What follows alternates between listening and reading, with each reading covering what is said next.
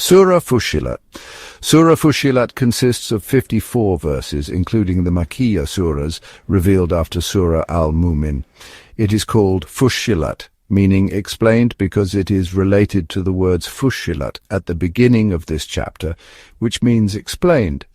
This means that the verses are clearly detailed about laws, faith, promises and threats, manners, stories and so on.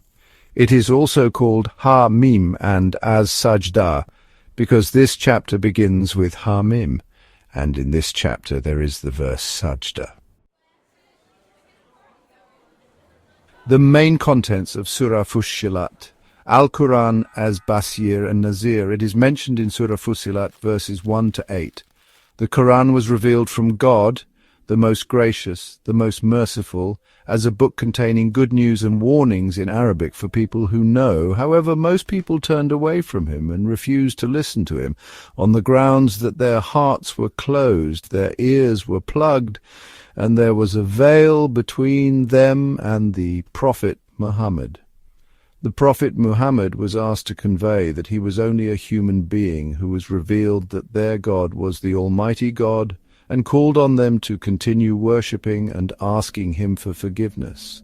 Those who associate partners with Allah, do not pay zakat, and deny the life of the afterlife will be wretched, while those who believe and do good deeds will receive endless rewards. The impropriety of denying Allah as the creator of heaven and earth. It is mentioned in Surah Fussilat verses 9 to 12. These verses explain the greatness of Allah as the creator of the universe, who created the earth in 2 periods, established strong mountains on it, and determined food for its inhabitants in 4 periods. Allah then created 7 heavens in 2 ages, decorating the nearest heavens with stars as protection. When Allah commanded the heavens and the earth to submit to him, they both submitted obediently. All this is the decree of Allah, the Almighty, the All-Knowing. Allah's punishment for the Aad and Thamud. It is mentioned in Surah Fussilat verses 13 to 18. These verses explain a warning to a people who turn away from the truth with the threat of punishment, like that which befell the people of Aad and Thamud. When the apostles called for worshipping none other than Allah, they refused and boasted without any justification. Ad was tortured with cold and thundering winds as punishment in the world, while Thamud preferred error to guidance, so he was struck by lightning as a humiliating punishment. Allah saves those who believe and are pious. Testimony of body members in the afterlife. It is mentioned in Surah Fussilat verses 19 to 24. These verses describe how the enemies of Allah will be led to hell on the day of judgment, where their hearing, sight and skin will be witnesses of their actions.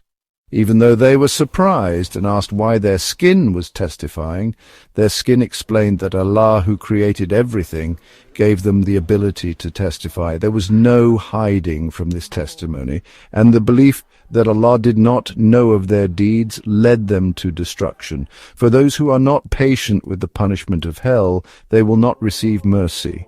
That is the fate of those who lose in the afterlife. Provisions for the friends of the unbelievers. It is mentioned in Surah Fussilat verses 25 to 29. These verses describe unbelievers who are accompanied by demons who praise the world and incite them. They were reminded that they would be punished along with the previous people, both jinn and humans, as people who had lost. The disbelievers try to prevent other people from listening to the Qur'an and try to create a commotion. However, Allah promises harsh punishment and bad retribution for those who disbelieve, with hell as an eternal residence for the enemies of Allah who disbelieve his verses. They even asked to trample on the jinn and humans who had led them astray, so that both of them would become the lowest despicable group. People who are steadfast in their faith. It is mentioned in Surah Fussilat verses 30 to 32.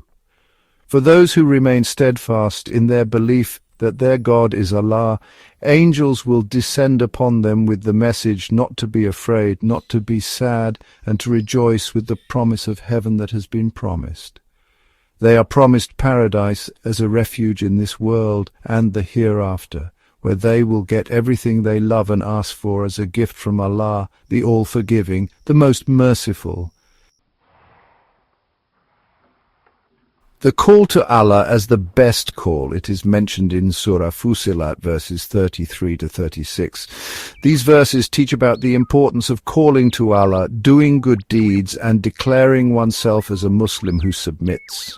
Good behavior should always be prioritized, and evil should be rejected with better means, so that enemies can turn into loyal friends. These good qualities are only given to those who are patient and fortunate. If Satan tries to tempt you to abandon good behavior, then you need to seek refuge in Allah, the all-hearing and all-knowing.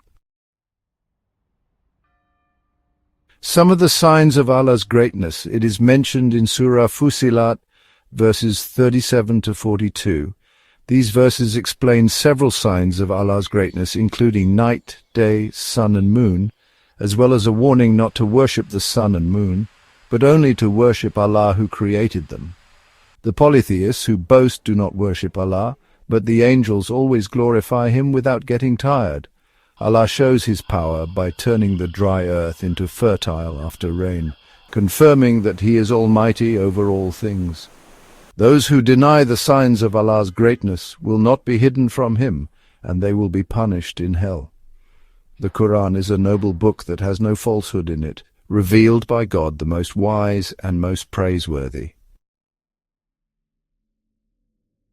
Similarities in the actions of disobedient past and present. It is stated in Surah Fussilat, verses 43 to 48.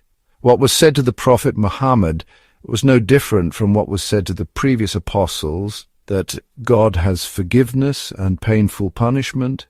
If the Qur'an had been revealed in a language other than Arabic, the disbelievers would still have rejected it, just as they rejected the previous verses. The Qur'an is a guide and healing for believers, while unbelievers cannot understand it because their ears are plugged and they are blind to it. Allah had given the book, Torah, to Moses, but the book was disputed, and the disbelievers were in confusion and doubt. Allah emphasizes that each person will bear the consequences of his own actions, and only to him will the knowledge of the day of judgment be returned.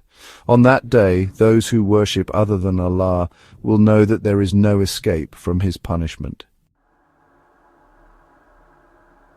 Bad human traits. It is mentioned in Surah Fussilat, verses 49 to 54. Humans tend to ask for goodness without getting tired, but when disaster strikes, they tend to despair and lose hope.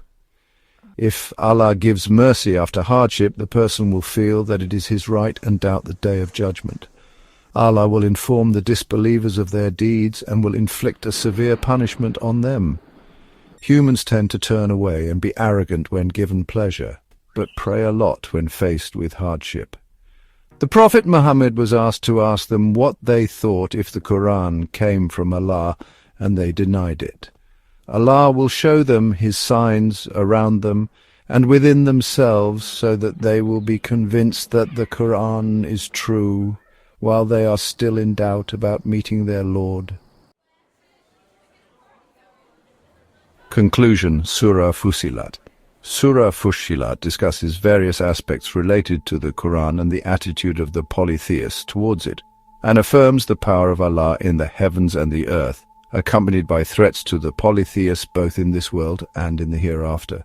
This surah also describes the condition of people who worship their God and presents some human characteristics. In the context of faith, this chapter emphasizes that the Qur'an and the attitude of polytheists towards it reflect events in the heavens and earth as proof of the existence of Allah, and that everything that happens in the universe is within His knowledge. Apart from that, this chapter explains the wisdom of the creation of mountains, that the body parts of each individual will be witnesses on the day of judgment, as well as the punishment that will befall the people of Aad and Thamud. He also recorded the request of unbelievers to be returned to the world so they can do good deeds, good news from angels for believers, advice to deal well with unbelievers, as well as threats to those who deny the oneness of Allah. Lastly, this surah describes the qualities of the Qur'an and human nature.